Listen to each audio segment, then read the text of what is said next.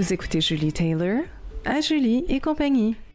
Aujourd'hui, mon invité est Francis Laramé. Francis Laramé est directeur général de la Fondation de l'hôpital Brome-Missisquoi-Perkins. Bonjour Francis. Bonjour Julie. Merci d'être avec nous aujourd'hui. Ça me fait vraiment plaisir. Merci à vous pour l'invitation. On a jasé brièvement avant notre rencontre ici aujourd'hui. Tu es une personne qui semble parfaitement alignée avec son travail, avec la communauté. Tu es passionné de ce que tu fais, puis tu as vraiment, autant que l'hôpital, un esprit de communauté autour de cette fondation qui nourrit des aspects du succès qu'on appelle BMP, avec plein de services connexes, vraiment une qualité des services dans le soin de la santé. Oui, on est vraiment choyés, puis c'est toujours un peu pour moi un honneur d'occuper ce poste-là, de prendre part à tous ces mouvements, tous ces gestes, ces événements qui font en sorte que on est tous alignés pour essayer d'avoir des meilleurs soins de santé puis de les garder proches de chez nous. On sait, pour les gens de la région, qu'aller à l'hôpital BMP, c'est pas comme aller dans un hôpital. C'est comme aller où on va être accueilli avec un sourire, avec des gens qui sont chaleureux, qui ont un esprit d'empathie, d'humanité, en plus d'offrir des services exceptionnels. On n'a pas des listes d'attente à l'infini, là. On a quand même notre lot de défis, mais effectivement, on peut toujours s'attendre à avoir l'espèce de petite touche BMP quand les gens y vont, puis quand ils viennent nous voir à la Fondation puis ils nous parlent de leur expérience, c'est toujours ça un peu qui ressort, l'espèce de je ne sais quoi BMP qui ressort tout le temps de chaque témoignage. J'ai une petite anecdote. J'ai accompagné mon père pour quelque chose à un moment donné, puis il devait faire un séjour. Et je m'étais informée par rapport à la sécurité. Est-ce qu'on peut laisser tel objet ici ou peu importe. Puis on m'avait dit, si vous avez besoin de plus d'informations ou si vous avez besoin de retrouver quelque chose, informez-vous auprès de notre agent de sécurité, je pense particulièrement pour les gens qui faisaient des séjours là-bas. Puis le monsieur, il a dit, je pense qu'on n'a eu aucune réclamation formelle depuis genre 10 ans où il n'y en a pas de vol. Non. C'est pas partout comme ça, là. C'est vraiment un sentiment de famille qui prend soin de sa famille. Oui, tout à fait. Puis on le sent aussi que c'est bienveillant, puis malgré le fait que c'est souvent pas des bonnes expériences quand on est rendu à l'hôpital, on s'y sent quand même en sécurité, puis on se sent quand même libre de pouvoir poser des questions. Puis Francis, quel parcours t'a amené à être au poste de la direction générale aujourd'hui? Ça fait combien d'années? Ça fait déjà 8 ans que je suis parti de la Fondation. On m'a confié cette grande responsabilité-là en 2020. Et auparavant, je suis un gars qui vient de l'industrie du tourisme et hôtellerie. Donc, j'ai fait 15 années dans la région auprès de divers établissements hôteliers. J'étais principalement affecté aux événements et aux mariages, congrès et autres éléments de ce genre-là. Puis, qu'est-ce qui a fait que tu avais envie de changer de branche? Avais-tu un besoin d'aligner tes valeurs avec d'autres choses? J'étais arrivé à un moment dans ma carrière où, oui, quand on est en hôtellerie et en service clientèle, on aide les gens, mais c'est éphémère, ça reste pas. Le mariage, une fois qu'il est terminé, les gens continuent avec leur vie, puis oui, on a peut-être laissé une petite marque auprès de ces gens-là, mais foncièrement, nos efforts qu'on a déployés, ils s'évaporent. Et j'avais pas nécessairement des aspirations d'aller travailler dans des grandes villes. Donc, à un moment donné, je me suis dit, la réalité est que je dois me trouver une nouvelle branche où me canaliser. Et fortuit, il y avait une position ouverte à la Fondation. Puis, c'était quelque chose que je trouvais qui me parlait autant au niveau d'avoir un impact, mais aussi toucher encore cette petite corde événementielle là, qui m'a longtemps habité. Alors, tu es de la région? Oui, tout à fait. Je viens de petit village Saint-Alphonse-de-Granby. OK. C'est toujours un des thèmes là, qui me fascine, bilingue. Oui. Depuis l'adolescence, sûrement, avant? Oui, j'ai toujours eu une affinité pour les langues, donc c'est quelque chose qui me vient assez facilement. Puis mon père était très assidu de dire « tu dois être capable de parler en anglais ». Puis moi, je trouve souvent que le bilinguisme, en fait, c'est un biculturalisme qui est accepté, qui est intégré dans la vision des valeurs avant tout de notre région. Alors, ça devient, c'est pas un cheval de bataille pour nous. Non, puis moi, je trouve que surtout à la Fondation, c'est quelque chose qui nous unit beaucoup à la communauté, cette identité bilingue, d'être capable de se retrouver, qu'importe notre langue première, tu sais, d'être capable de communiquer, d'être capable de témoigner d'émotions ou d'autres choses. Donc, oui. Oui, je suis d'accord avec ça. Donc, tu es de la région. Là, tu te réalignes avec la Fondation. Tu n'es pas arrivé au poste de direction générale tout de suite, là? Non, j'ai fait mes débuts en tant qu'adjoint à la direction, puis le temps de voir un peu les rouages, de comprendre un peu l'esprit de communauté, puis de vraiment bien m'imprégner de l'esprit BMP. Aussi, c'est quand même une immersion intéressante quand on arrive à BMP. On se dit, oh, OK, ouais, c'est pas pareil comme ailleurs, là, cet environnement-là. Mais pour toi, ça a demandé quand même un petit ajustement. Si tu faisais l'événementiel, d'arriver dans un poste d'adjoint. Oui, ben là, on tombe un petit peu plus dans la fibre administrative, mais c'était quand même une première fois que je collaborais dans un organisme à but non lucratif. Donc, d'avoir un peu le changement de mindset que là, bon, on n'est pas en train de travailler pour la poche d'un propriétaire d'entreprise ou des choses là. Donc, tu sais, ça demande pas privé, là. Non, exact. Okay. Là. Donc, ça amène un changement de comment on voit notre travail, le sens de notre travail. Fait que tu as été adjoint combien d'années avant de postuler sur la direction générale? J'ai fait un mandat de 3 ans. Donc, à partir de 2017. Puis, après ça, il y a eu un besoin de faire un recrutement au niveau de la direction générale. Il y a eu plusieurs réflexions à savoir, bon, est-ce qu'on prend quelqu'un de l'extérieur? Est-ce qu'on prend peut-être quelqu'un à l'intérieur de l'organisation? Puis, une des choses puis on en a parlé un petit peu tantôt, qui a guidé, c'est important pour les gens d'avoir quelqu'un du coin, tu sais, qui connaissent puis qui sont imprégnés des valeurs de notre région. Puis là, j'imagine que tu avais mis l'équipe un peu à ta main, là, quand on s'est parlé. Là, t'es tout sérieux parce qu'on est en entrevue, là, mais quand on s'est parlé, tu maîtrises tellement bien cette joie et cet esprit de la Fondation. C'est fantastique de parler, c'est tellement, ça allume. Et tu saisis également très bien l'alignement avec l'empathie et les besoins de la communauté. C'est toi qui me disais, il y a des donateurs de temps. Hein? On parlait de toute l'équipe de bénévoles. Tu disais, c'est des donateurs de temps et je suis 100% d'accord avec toi. Ce sont des gens qui apportent une valeur exceptionnelle dans le rouage de ce qui est les services des soins. Les donateurs de temps, communément appelés des bénévoles, on ne pourrait pas faire tout ce qu'on fait dans notre mission sans cet apport-là. Puis souvent, moi, c'est une des choses qui vient me toucher, de dire que c'est pas grave, c'est des bénévoles, des choses comme ça. Non. On parle de personne qui a choisi de faire don de son temps. Là. C'est un donateur de temps. Donc, ces gens-là, ils sont tout aussi importants que les gens qui font des dons monétaires ou de d'autres formes. Ils font que ça roule. Oui, tout à fait. Puis on a autant besoin de fonds que de paires de main à la permanence. On est une équipe de 4 personnes seulement. Oh, wow! Donc, pour mener tous les événements, avoir des communications bilingues à l'année, capable d'organiser puis de maintenir notre statut d'organisme, parce que c'est quand même... souvent, les gens ont un peu... des lunettes roses envers les organismes à but non lucratif, de ça doit être relax, ça doit être le fun. Non, c'est une structure économique, politique, peu importe, là, qui a un engrenage avec le gouvernement et les façons de faire. Il y a énormément de paperasse. Tout à fait. Puis il y a beaucoup de rigueur à y avoir également. Nous, quand on a le pouvoir d'octroyer des reçus d'impôts, c'est pas au gré de notre volonté comment on émet ça. On a des règles à suivre. Et si on les suit pas, malheureusement, on perd notre statut. Puis en perte de statut, c'est des pertes de services et de fonds pour l'hôpital. Donc, on a une grande responsabilité envers notre communauté. Alors, tu disais une équipe de 4, avec les bénévoles évidemment, une équipe de 4, la rigueur que ça prend, ensuite l'organisation. Vous roulez quasiment par rapport au levée de fonds, il y a combien de levées de fonds, puis il y a combien de dollars qui passent par la Fondation?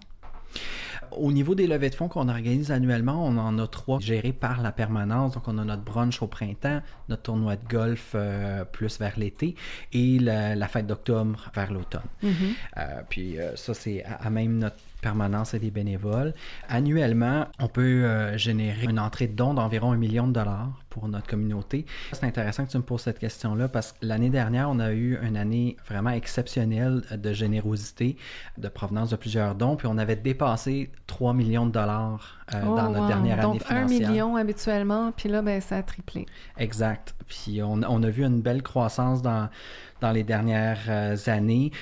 C'est attribuable à diverses raisons, mais ça m'époustoufle de voir à quel point les gens ont la conviction d'aider leur hôpital puis de s'assurer que les soins de santé continuent d'évoluer puis continuent d'être près de nous.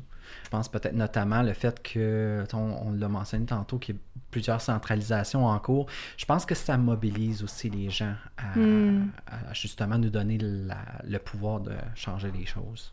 On veut garder les soins hospitaliers sains et localement. Tu disais également qu'il y a un groupe de gens qui font des services à domicile.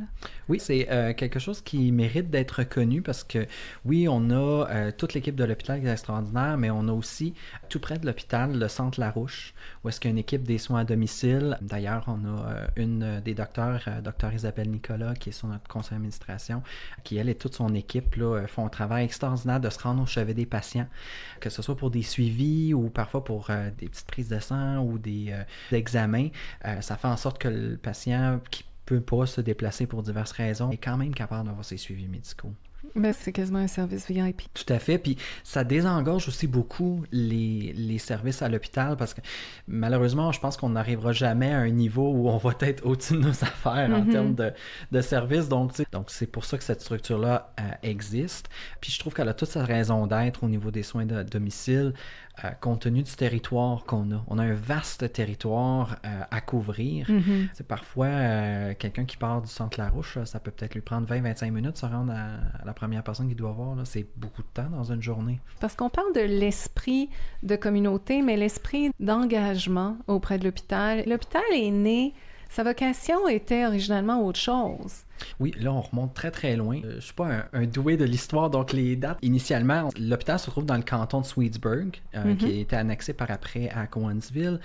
Et autrefois, il n'y avait pas d'hôpital ou de centre hospitalier ou de soins de santé dans la région. Puis, à un moment donné, pour un concours de circonstances, c'est retrouvé que l'emplacement de l'hôpital avait un petit hôtel là.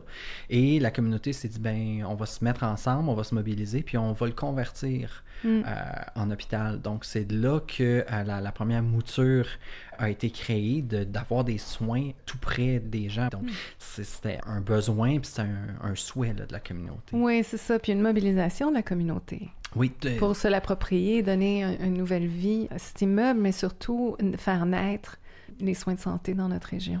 Oui. Puis suite à cela, il y a plusieurs campagnes de financement qui se sont suivies au fil des années pour moderniser, faire grandir. Puis ça a été démocratisé comme étant l'hôpital BMP, puis devenu gouvernemental, et etc. Donc oui, c'est vraiment fascinant de dire, une communauté qui se met ensemble, dit, bon, nous, on a besoin d'un hôpital, on va se mettre ensemble, puis on va s'assurer qu'il y en ait un. Je parle à plusieurs personnes dans notre communauté, puis je vois ça comme l'esprit de notre région particulièrement, que ce soit les first responders, que ce soit les gens qui offrent du temps pour les services de pompiers. C'est tellement grassroots.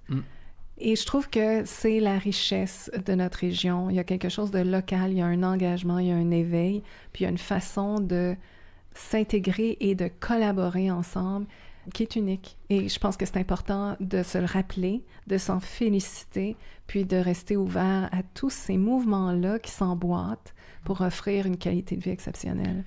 Tout ce que tu nommes me fait penser qu'à une époque, le gouvernement avait quand même considéré la fermeture du centre de traumatologie à l'hôpital. Ça, c'est l'urgence pour les communs. Ah oui, exact. Quand la communauté a eu vent de cette intention-là, c'est toute la communauté qui se sont mobilisés pour faire une chaîne humaine autour de l'hôpital. Ouais. Donc, pour dire non, nous, on veut garder ces services-là parce qu'une fois qu'on perd ce type de service d'urgence-là, tous les services connexes également vont tomber un après l'autre, domino effect, genre. Exactement, donc ça part beaucoup de là.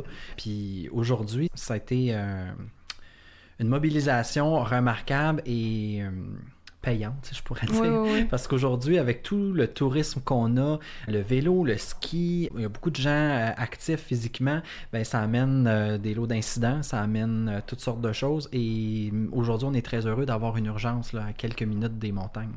En effet. Et si on revient au levée de fonds, aux sommes fantastiques que vous recevez, est-ce que tu peux me parler également des autres canaux où vous recevez des fonds pour cette fondation? Tout à fait.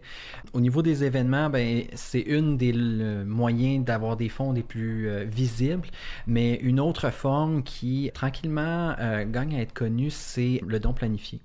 Donc, les gens, certains avantages avec leur conseiller planificateur financier, des fois de faire un don à leur décès dans leur testament, des fois c'est des choses qui peuvent avoir un effet positif sur la succession des survivants et en même temps bénéficier un organisme comme le nôtre. Le testament, c'est une des formes, mais des fois on peut aussi penser à le don d'action. Plusieurs avantages, je ne suis pas un planificateur financier, mais il y a plusieurs avantages parfois à considérer de faire don de certaines actions plutôt que de les vendre. Donc des fois, c'est des petites choses comme ça qui peuvent être aidantes, ou tout simplement des fois, quand on est jeune, on souscrit à plein de sortes de polices d'assurance, puis on arrive à un âge ou à un moment où ce produit-là est plus nécessaire, mais on l'a payé toute notre vie.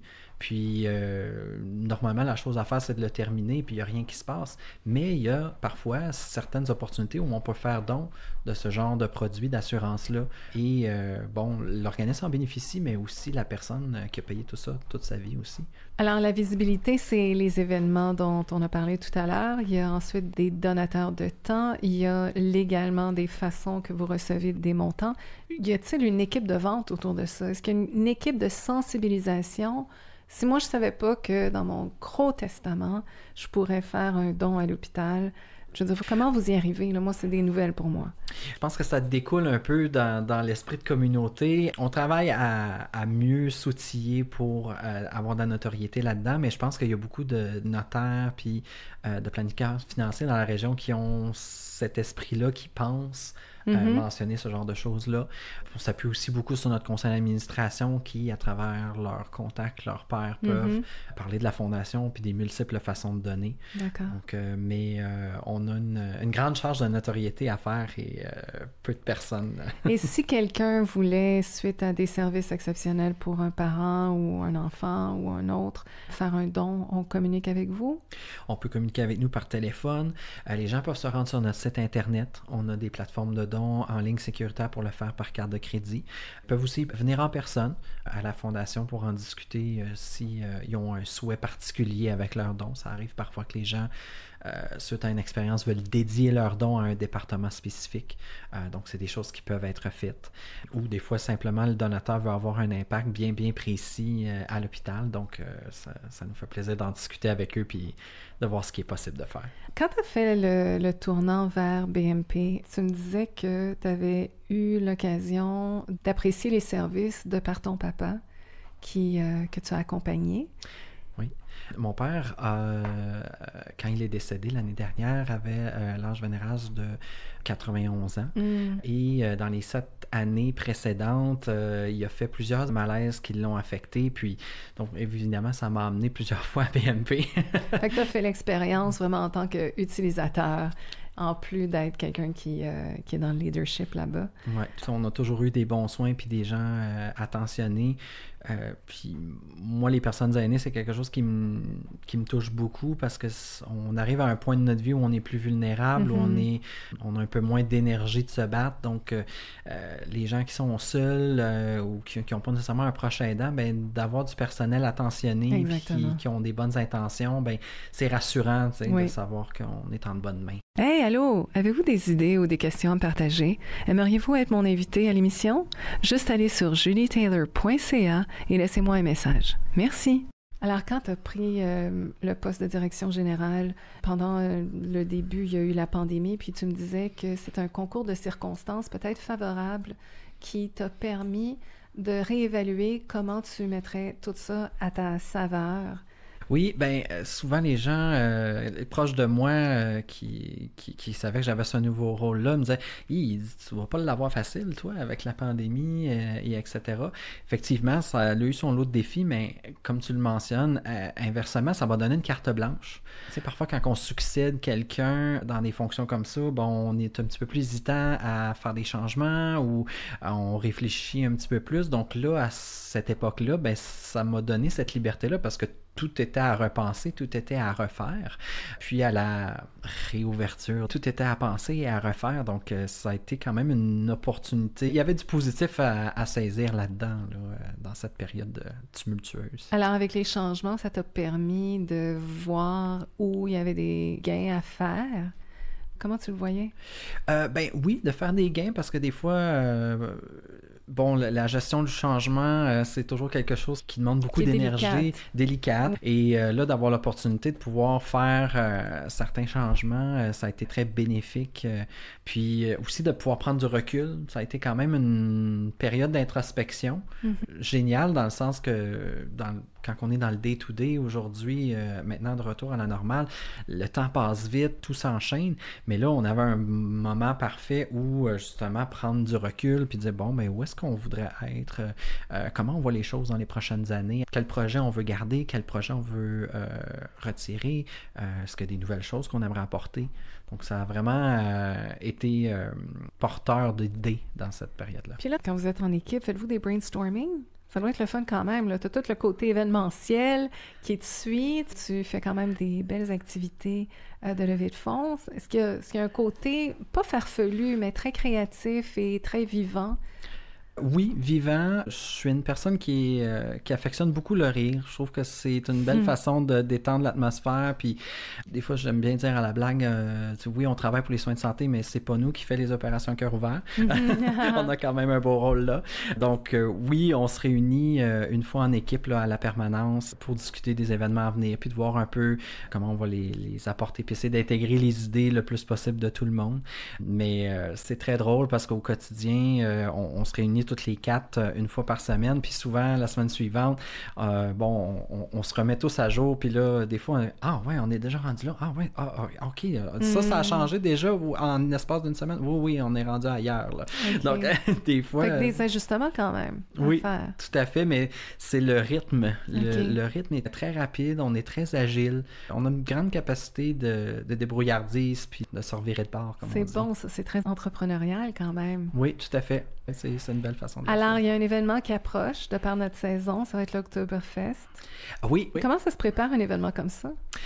Cette année, justement, c'est une nouvelle édition. Pendant plusieurs années, l'Oktoberfest était à thématique allemande. Et là, cette année, là, on a changé, donc on l'a appelé la Fête d'Octobre édition Western. Oh. On amène une nouvelle tournure, une nouvelle saveur. Ça va nous ouvrir des portes pour apporter des nouveaux changements au niveau du menu, tout simplement. C'est donc bien le fun!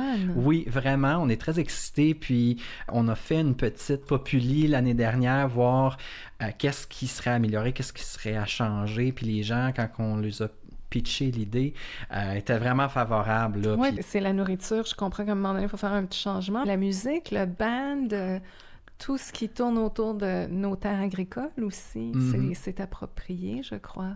Oui, je pense que ça touche d'autres racines de notre région aussi, là. Donc, c'est le fun. Alors ça, c'est un événement qui a lieu prochainement. Puis, est-ce que les gens achètent des billets à l'avance? Ils se présentent à la porte? C'est à l'extérieur, à l'intérieur? Ça ressemble à quoi, là, si je voulais y aller puis prévoir ça à mon calendrier? Les gens vont pouvoir s'inscrire en ligne sur notre site Internet. Il va y avoir une prévente, d'ailleurs, avant une période de temps. Et par la suite, la vente de billets après régulier. Donc, on va prendre les inscriptions, réservations jusqu'à une semaine avant l'événement. Donc, est-ce qu'il y a des gens qui font de la nourriture sur place? C'est des kiosques? Est-ce que c'est un repas, un menu? Et ça va être un souper à saveur Tex-Mex qui va être servi. Et il va y avoir plusieurs microbrasseries et producteurs locaux qui vont servir bière et breuvage sur place. Donc, ça va être riche en saveurs, en couleurs, en plaisir. C'est des tables pique-nique. Ça ressemble à quoi? Faut se monter une petite gang pour la table. J'essaie de me mettre dans la peau là, de... C'est un des éléments sur lesquels on travaille cette année pour changer. Mais oui, les gens, s'ils peuvent faire des groupes de 8 à 10 personnes, on peut les accueillir en groupe ou on peut aussi accueillir des gens en couple ou seuls aussi. Là. Donc, c'est pas nécessaire d'avoir obligatoirement sa table. Là, Puis il y a une formule menu. Oui. Puis j'imagine qu'il y a des kiosques pour acheter de l'alcool supplémentaire. Tout à fait. Un band? Oui, on va avoir l'artiste invité, M. Philippe Bergela, qui va être là avec ses musiciens qui vont nous faire des prestations à saveur un peu western. On avait un beau band traditionnel allemand qui nous a accompagnés pendant tout plein d'années, donc ça va être un beau changement musical. Plancher de danse, je devine? Oui. Plusieurs? Oh, oui. Compte tenu de l'espace, il y en aura un, mais il va y avoir assez de place pour tout le monde. C'est à l'extérieur ou à l'intérieur? À l'intérieur. D'accord. Oui, à la Réveillère de l'Artisan, ils ont un bel espace, un chapiteau permanent, vitré, donc on a de la belle lumière qui rentre, on est confortable. Il y a une belle énergie à cet endroit-là. Francis, merci de ton passage en studio. Merci du travail que tu fais à la Fondation. Puis, au plaisir de se croiser. Merci beaucoup, Julie, pour l'invitation. Ça m'a vraiment fait plaisir. Cette chanson Catchy Positive Upbeat Pop par Fred Bound de Free Music Archive est licenciée CC BY.